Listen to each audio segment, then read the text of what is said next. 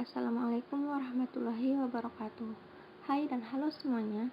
Perkenalkan, saya Nur Hidayah dengan nomor NIM 18104010001, Prodi Pendidikan Agama Islam semester 5 Universitas Islam Negeri Sunan Kalijaga, Yogyakarta. Sebelum masuk ke topik yang akan kita bahas, untuk teman-teman stay healthy dan tidak mengikuti protokol kesehatan yang berlaku demi kebaikan kita bersama. Semoga pandemi COVID-19 segera berlalu dan kita bisa beraktivitas kembali seperti semula tanpa adanya kewaspasan. Oke, langsung saja. Yuk study with me. Mungkin masih ada beberapa dari teman-teman yang masih asing dengan Andalusia. Andalusia adalah sebuah komunitas otonomi Spanyol. Andalusia adalah wilayah otonomi paling padat penduduknya dan kedua terbesar dari 17 wilayah yang membentuk Spanyol, dan ibu kotanya adalah Sevilla. Di masa khilafah Bani Umayyah telah mencapai keberhasilan ekspansi ke berbagai daerah, baik di timur maupun di barat, dengan wilayah kekuasaan Islam yang benar-benar sangat luas. Pada zaman Khalifah Al-Walid bin Al-Malik, salah satu khalifah dari Bani Umayyah yang berpusat di Damaskus, umat Islam mulai menaklukkan Semenanjung Liberia. Semenanjung Liberia adalah nama tua untuk wilayah Spanyol dan Portugal. Sejak awal abad 5 Masehi atau tahun 406 Masehi, wilayah tersebut dikuasai oleh bangsa Vandal, maka dinamakan Andalusia. Namun, sejak tahun 711 Masehi, Semenanjung Liberia di wilayah selatan Prancis jatuh ke dalam kekuasaan Islam, diperintahkan oleh pembesar-pembesar Arab dan Barbar. Sejak itulah wilayah ini dikenal dengan Andalusia.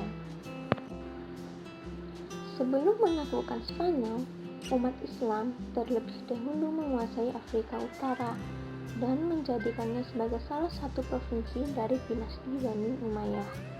Penguasaan sepenuhnya atas Afrika Utara terjadi pada zaman Khalifah Abdul Malik atau 685 sampai 705 Masehi. Tujuan umat Islam menguasai Afrika Utara adalah membuka jalan untuk mengadakan ekspedisi lebih besar ke Spanyol, karena dari Afrika Utara itulah ekspedisi ke Spanyol lebih mudah dilakukan. Sebelum penaklukan Spanyol oleh Islam, kondisi kawasan tersebut sungguh sangat memprihatinkan, terutama ketika masa pemerintahan Raja Botik yang melaksanakan pemerintahannya dengan tangan besi. Kondisi ini menyebabkan rakyat Spanyol menderita dan tertekan.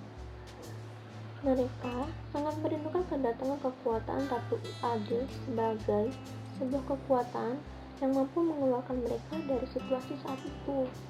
Pada akhirnya, mereka menemukan momentum ketika kedatangan Islam di Spanyol. Dalam proses penaklukan Spanyol, terdapat 3 pahlawan Islam yang dikatakan paling berjasa memimpin satuan-satuan ke sana. Mereka adalah Tariq Ibnu Malik, Thariq Ibnu Ziyad, dan Musa Ibnu Nusair. Tariq Ibnu Malik dapat disebut sebagai perintis dan penyelidik.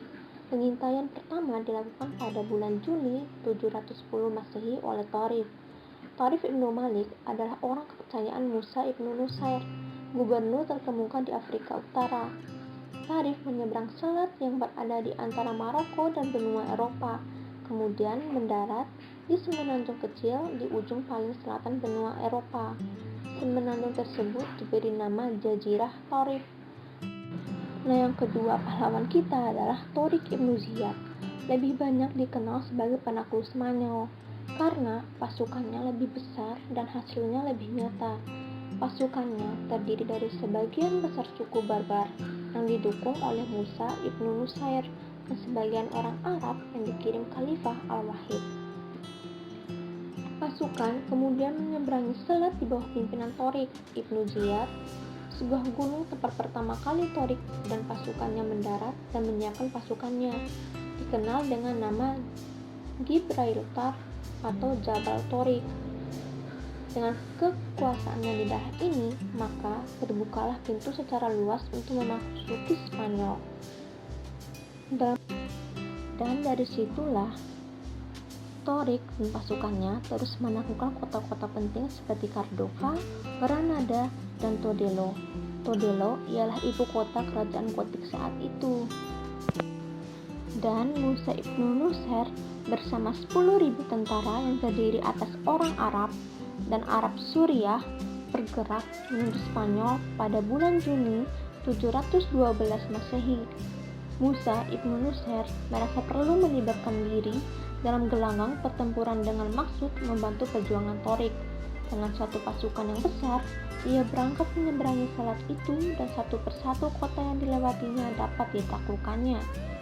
Setelah Musa berhasil melakukan Sidonia, Camona, Seville, dan Marinda, serta mengalahkan penguasa kerajaan Gotik, Theodomir di Orihuela, ia bergabung dengan Torik di Toledo. Selanjutnya, keduanya berhasil menguasai seluruh kota penting di Spanyol, termasuk bagian utaranya, mulai dari Saragossa sampai Navarre. Pada penaklukan Spanyol atau Andalusia, para penduduk sepantasnya merasa terkesan oleh toleransi yang ditawarkan kaum muslim, begitu perlawanan aktif telah berhenti. Mayoritas penduduk Spanyol atau Andalusia memeluk Islam secara bebas, terutama mereka yang di masa sebelumnya telah tertindas di bawah pemerintahan elit penguasa yang terdiri atas orang-orang Katolik Roma. Perkawinan campuran dilanjutkan dan dalam waktu yang relatif singkat ajaran Islam yang sederhana dan juga tersebar luas. Andalusia atau Spanyol, sebuah negeri yang meninggalkan jejak begitu besar dalam sejarah umat Islam. Pada awal perkembangan Islam di dunia Eropa, tentu hal ini menyita banyak perhatian besar dari berbagai khalayak umat Islam. Dikatakan demikian karena penguasaan Islam terhadap semenanjung Liberia, lebih khusus Andalusia, telah menunjukkan bahwa Islam telah tersebar ke negara Eropa.